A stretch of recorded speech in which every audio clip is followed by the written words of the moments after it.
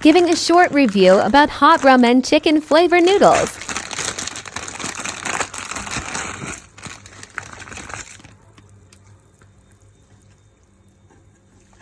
Let's see how it is made.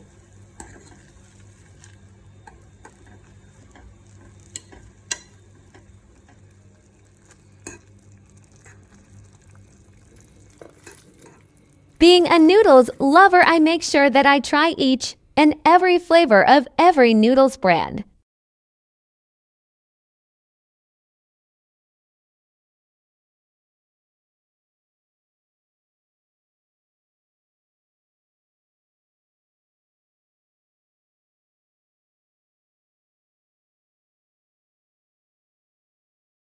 This hot chicken flavor is considered as one of the spiciest instant noodles available in Korean market.